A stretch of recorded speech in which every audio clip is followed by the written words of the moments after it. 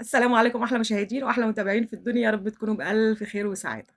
رخّمت عليكم النهارده تاني بفيديو بالليل، بس معلش بقى سامحوني واستحملوني، لإن بصراحة في حاجات كتيرة أوي وأخبار كتيرة أوي، في منها حقيقي وفي منها مش حقيقي، لازم نكون نطلع بقى ونوضّح ونتكلم مع الناس كده ونتناقش في الأخبار. قبل ما أتكلم في أي أخبار، عايزة أعترف اعتراف قدّامكم. الاعتراف ده إن ميديا الزمالك حقيقي ميديا الزمالك مؤثّرة بشكل كبير جدًا في الكورة الأيام دي، وفي وعي الجمهور وفي آرائهم، مؤثّرة بشكل فظيع جدًا بقى لها فترة مش قليلة، بالسلب بالكدب بالتزييف الحقايق ساعات بيبقى في تجاوزات، بيبقى في إهانة، ولكنها مؤثّرة، مؤثّرة بشكل سلبي كبير جدًا على جمهور الأهلي وعلى إدارة النادي الأهلي وعلى لعيبته وعلى إدارته الفنية. ما أعرفش، واخدين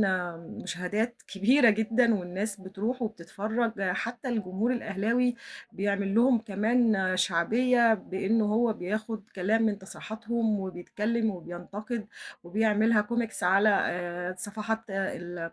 الميديا بتاعتهم السوشيال ميديا، فبصراحة منتشرين أوي والموضوع بقى فيه تأثير قوي جدًا،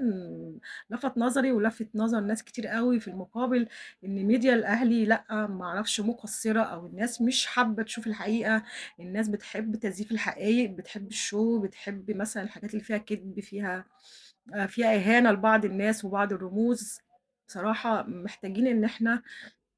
نطوّر من قناة الأهلي شوية، نطوّر من برامجنا، نطوّر من أدائنا، برضه الناس اللي على السوشيال ميديا الأهلاوية يحاولوا إن هم يتصدّوا لده بكل قوة. برضه أتمنى إن إدارة النادي الأهلي تحاول توعّي اللعيبة ما يأثّرش ده عليهم بالسلب، والإدارة نفسها كمان تكون قراراتها بعيد عن الجمهور وبعيد عن السوشيال ميديا، تاخد القرار المناسب للنادي اللي هو فيه الصح، مش عشان الجمهور قال أو الجمهور عاد. نخش بقى على الأخبار، وبرضه الأخبار دي جاية من السوشيال ميديا الزمالك، إن الناس عمّالة تشكِّك في نزاهة كابتن علي ماهر مدرب نادي سيراميكا، وفي الإدارة كمان، وبيقولوا إن سيراميكا باع الماتش. مبدئيًا كده في إعلان إن في 9 أو 10 لعيبة مصابين في نادي سيراميكا، إحنا عارفين الأهلي هيلاعب سيراميكا يوم التلات إن شاء الله في الدورة السباعية، ولكن الناس بقى أعلنوا إن في مجموعة من اللعيبة الأساسيين 9 أو 10 لعيبة مصابين، الناس نازلة صياح، خلاص سيراميكا باعت القضية، سيراميك ناوية تسيب المباراة للأهلي، علشان طبعًا يعملوا تأثير سلبي على إدارة سيراميكا وعلى المدرب وكابتن علي ماهر خصوصًا، لإن خلفيته أهلاوية، الناس كلها شايفة والكلام مش جديد على حد، كابتن علي ماهر بيعمل قدّام الأهلي ماتشات قوية جدًا، جدًا، ولكن الناس ما بتشوفش بعينيها الاتنين، الناس بتشوف بعين واحدة. بمجرد ما أعلنوا إن في مصابين من الأساسيين 10 لعيبة أو 11 لعيب، فالناس خلاص قرروا كده وخدوا القرار إن سيراميكا سابت الماتش وبعت الماتش للأهلي. طبعًا ما فيش الكلام ده، ما فيش حد هيضحي بشكله ومستقبله وكاريره وأكل عيشه علشان خاطر يبيع مباراة. لكن زي ما قُلت لكم إن ميديا الزمالك مؤثرة، مؤثرة وأكيد هتأثّر طبعًا على الكابتن علي ماهر وهتأثّر على الحكام وهتأثّر على لعيبة الأهلي، والكلام ده بيعمل حاجة فيها شحن قوي جدًا، وما أتمناش إن يكون فيها حاجة مسيئة لحد يعني إن شاء الله. حتى صحفيين كبار، يعني مش بس الناس اللي هم العاديين، لأ صحفيين كبار بيتكلموا وبيشيروا بشكل غير مباشر، صحفي زملكاوي كبير أشار بشكل مباشر إن علي ماهر هيبيع المباراة، طبعًا ده عيب وأتمنى إن هو يراجع كلامه، لإن هو صحفي كبير مش صغير. من ضمن برضه الأخبار اللي منتشرة الأيام دي واللي طبعًا ليس لها أي أساس من الصحة، إن الأهلي مش عايز يشترك في بطولة دوري السوبر الإفريقي. البطولة اللي إحنا اتكلّمنا عنها اللي هي قُلنا إن هي بطولة تسويقية، لكن إنها بطولة قوية جدًا ما بين 8 فرق من أقوى فرق أفريقيا. طبعًا زي ما البطولة دي هتضيف للنادي الأهلي، لكن كمان النادي الأهلي هيضيف للبطولة بما إنه زعيم أفريقيا، بما إنه رقم 1 على كل الأندية الأفريقية، هيضيف لها طبعًا تسويق وهيضيف لها طبعًا شكل كجمهور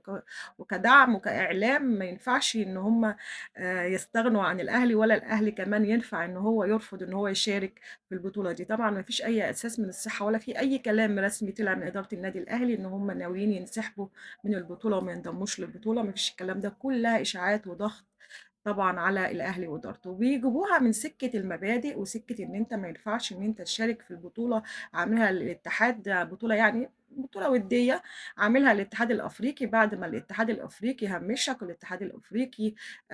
كان متعنت جدًا في قراراته ضد الأهلي والعقوبات اللي أصدرها ضد النادي الأهلي، وإنه حتى شكوى النادي الأهلي لم يهتم بيها ولم ينظرها وأجّلها والكلام ده كله، بيجيبوها من سكة مبادئ ومش مبادئ، والأهلي ما ينفعش يتنازل عن مبادئه. طبعًا دي ما لهاش أي علاقة بالمبادئ، واللي حصل دوّة إحنا قدّمنا شكوى هي اترفضت، ده كل ده إجراءات قانونية وحاجات قانونية ما لهاش أي علاقة بالمبادئ. يا جماعة ما طلعش مثلًا رئيس الاتحاد شتم النادي الأهلي ولا شتم جمهور الأهلي ولا حد أقل من حد في الاتحاد الأفريقي علشان خاطر إن إحنا نقول مبادئ ومش مبادئ، فهُم دخّلوها في السكة دي، قال يعني بيحمّسوا الجمهور الأهلاوي اللي هُم عارفين إن هو متمسك جدًا بمبادئ الأهلي، إن هم يعمل ضغط على النادي الأهلي علشان ينسحب من البطولة. ما أعتقدش إن ده هيحصل طبعًا خالص، يعني بعينكم. نتكلم طبعًا عن كأس العالم. كأس العالم دلوقتي الناس فيه كلام وهمس كده، كلام كلّه مش رسمي خالص، لكن كلام كده بيطلع من الكواليس، الناس بتحاول توصّله بشكل غير مباشر، أو مثلًا ناس عندها مصادر في الاتحاد الأفريقي، في الاتحاد الدولي الفيفا، إن مثلًا الناس متخوّفة بشكل أمني على إقامة كأس العالم في أمريكا، خصوصًا بعد الأحداث اللي دايرة والحرب وكده، ربنا يستر على الناس كلّها. ولكن الناس خايفة على الناس اللي رايحة، جمهور كبير هيروح، لعيبة، والناس طبعًا بيبقى في إقبال كبير جدًا على البطولة العالمية الكبيرة دي كأس العالم، فالناس خايفة طبعًا متخوّفة إن يحصل أي مشاكل بسبب الحروب والحاجات ديّة،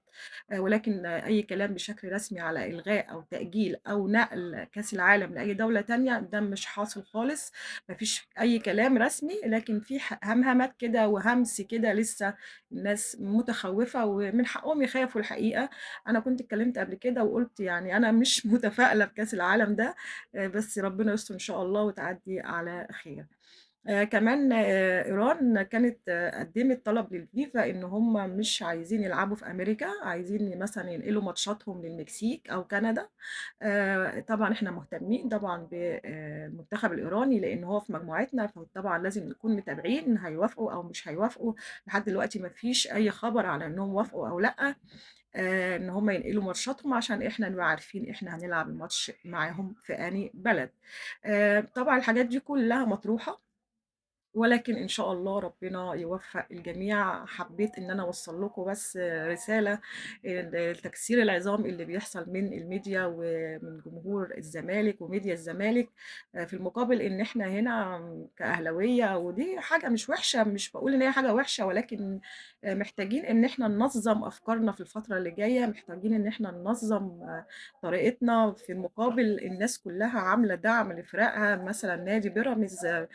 مدّي تهديد للإدارة الفنية إن هم لو ما كسبوش الدوري ومش موجودين معاهم في الموسم اللي جاي علشان يحفّزوهم إن هم يفوزوا ببطولة الدوري بعد خروجهم طبعًا من دوري الأبطال. في المقابل إن الزمالك أستاذ ممدوح عباس راصد مكافآت عالية جدًا للاعيبته لو فازوا بالدوري، وطبعًا ده تحفيز برضه للاعيبة الزمالك إن هم يفوزوا بالدوري. إحنا عندنا مشاكل طبعًا مع المدرب بتاعنا، وخلاص الناس كلها عارفة إن هو هيمشي آخر الموسم، والراجل عارف إن هو هيمشي ومش مكمّل، فأكيد أداؤه مش هيبقى أحسن حاجة، وهو أصلًا أداؤه مش أحسن حاجة، فمش عارفين إحنا هنعمل إيه.